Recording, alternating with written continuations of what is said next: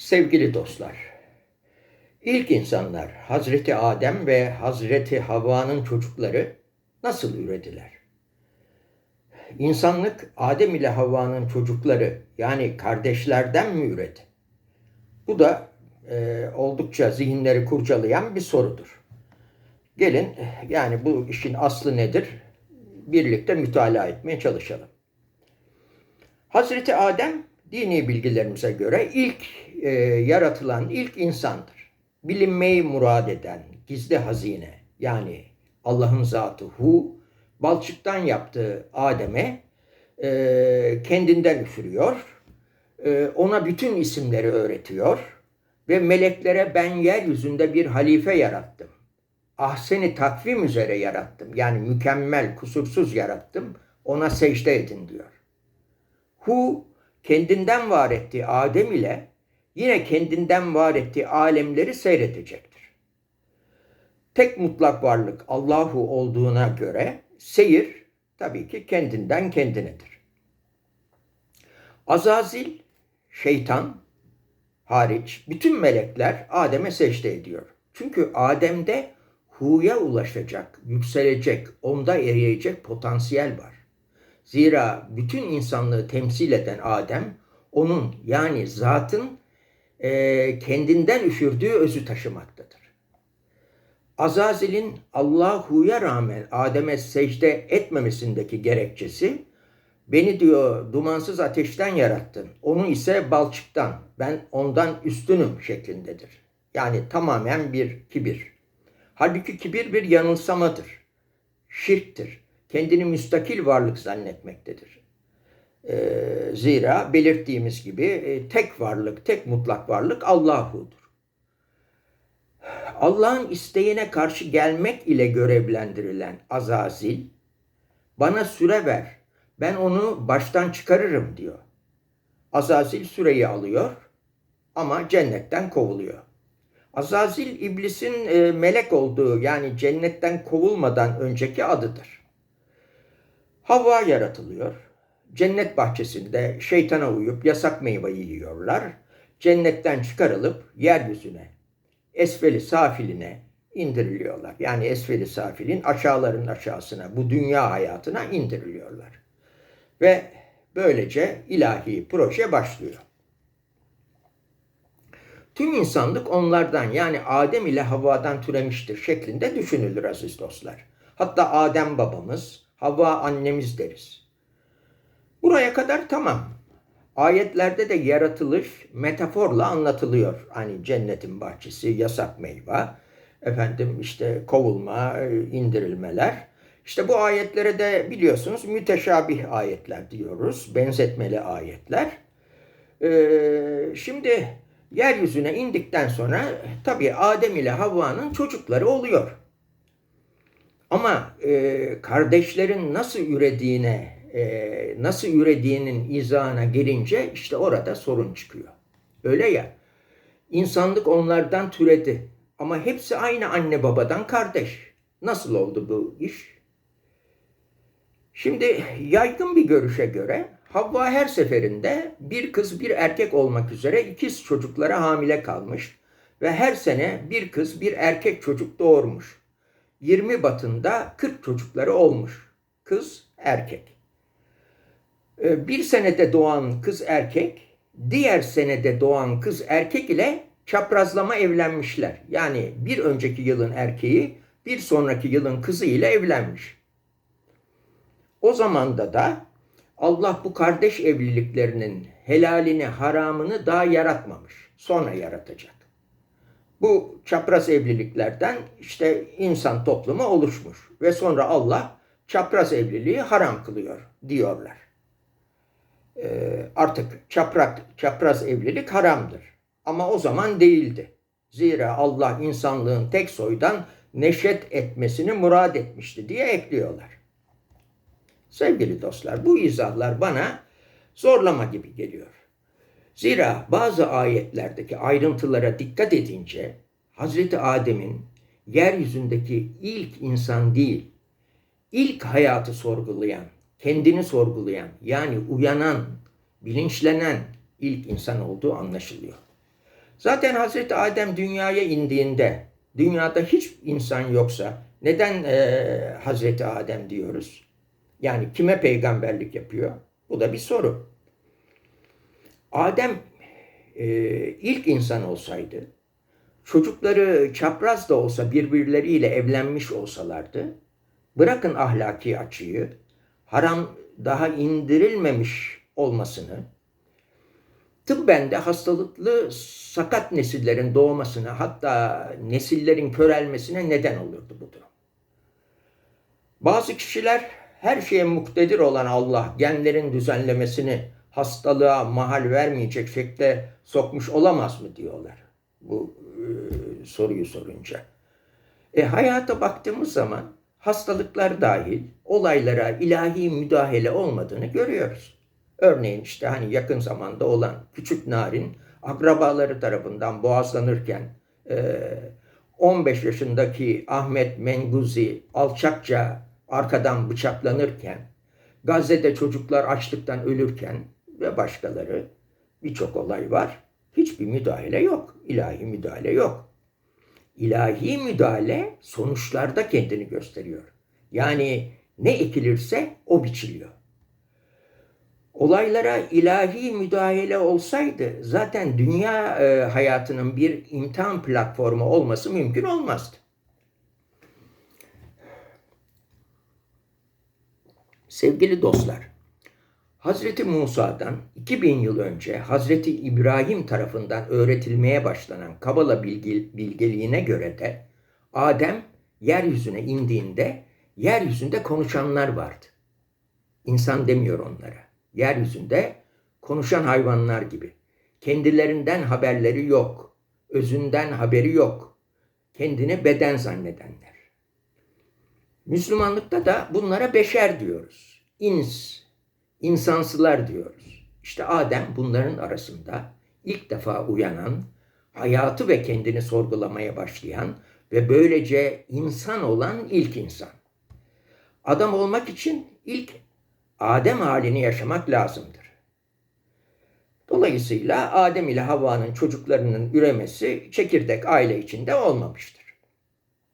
Sevgili dostlar, Adem'den önce yeryüzünde hayat olduğunu düşündüren birçok ayet var. Bakın bunların bazılarını mütalaa edelim. Mesela Bakara suresi 30. ayet. Diyor ki, hani Rabbin meleklere ben yeryüzünde bir halife yaratacağım dediğinde onlar orada fesat çıkartacak ve kanlar dökecek birini mi yaratacaksın? Halbuki biz seni sevgiyle, seni övgüyle tesbih ve takdis ediyoruz demişlerdi. Allah da onlara ben sizin bilmediğiniz şeyleri bilirim buyurmuştu. Bakın daha önce yaratılanlar olmalı ki melekler biliyorlar. Yani ne diyorlar? Yeniden kan dökecek birini mi yaratacaksın ifadesinde bulunuyorlar. Ali İmran suresi 59. ayet. Allah katında İsa'nın yaratılmasındaki durum Adem'in durumu gibidir. Allah Adem'i topraktan yarattı, sonra ona ol dedi, o da oluverdi. Adem'in yaratılmasındaki durum İsa'nın yaratılmasındaki durum gibidir diyor.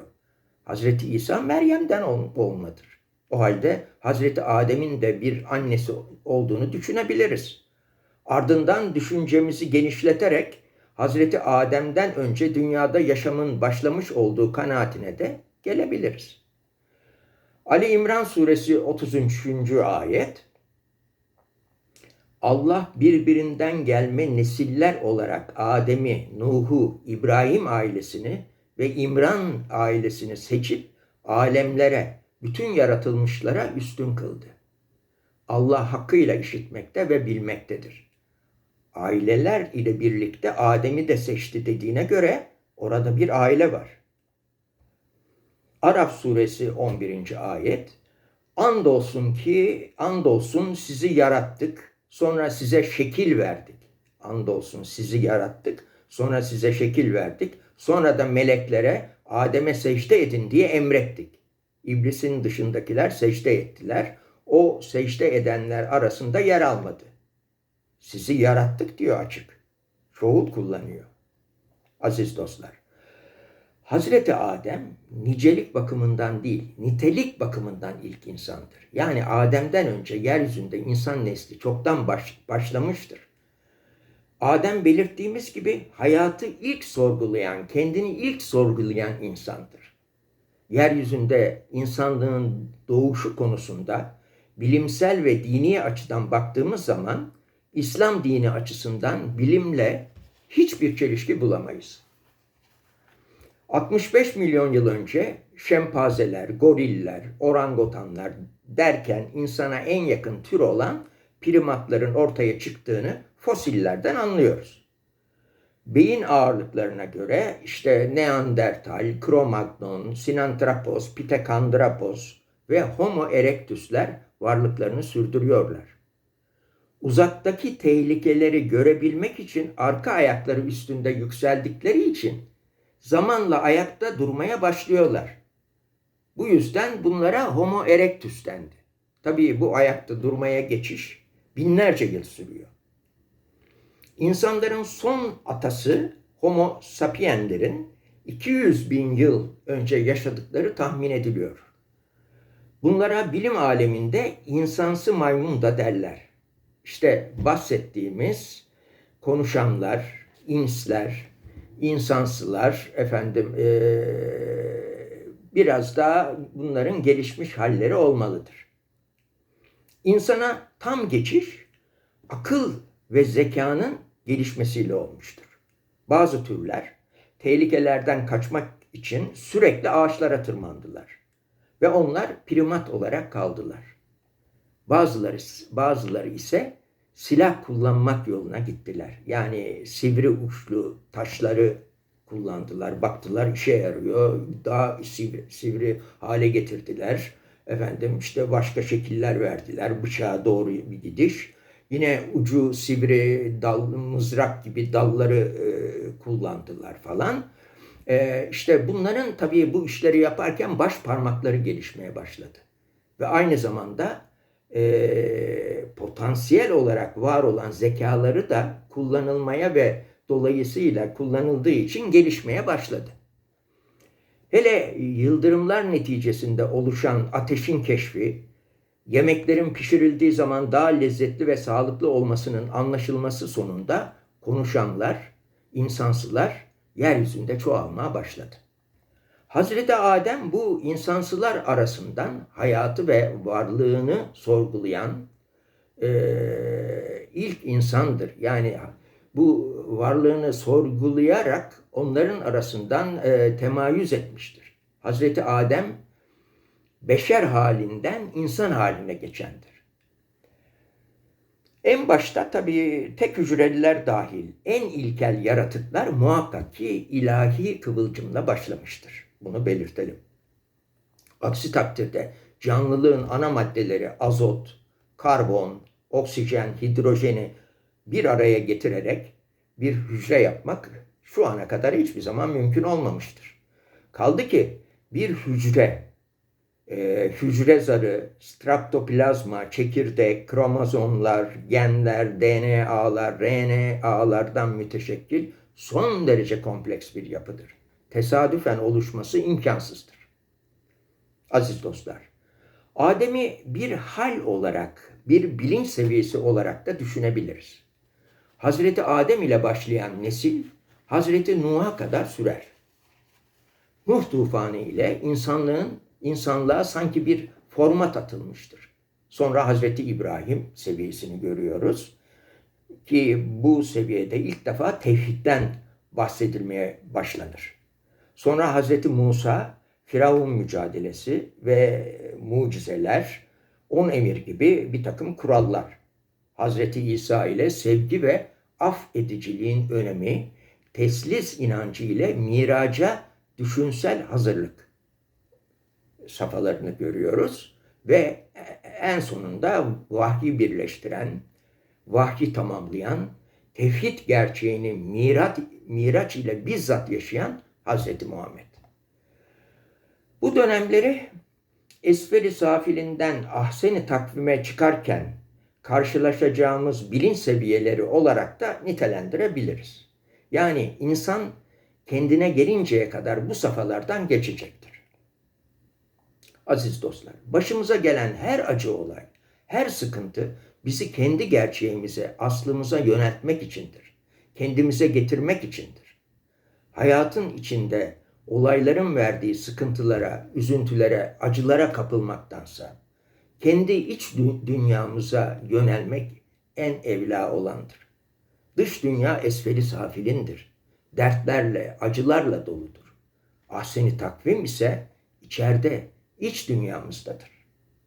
Aziz dostlar, en içten sevgi ve saygılarımla Allah'a emanet olun.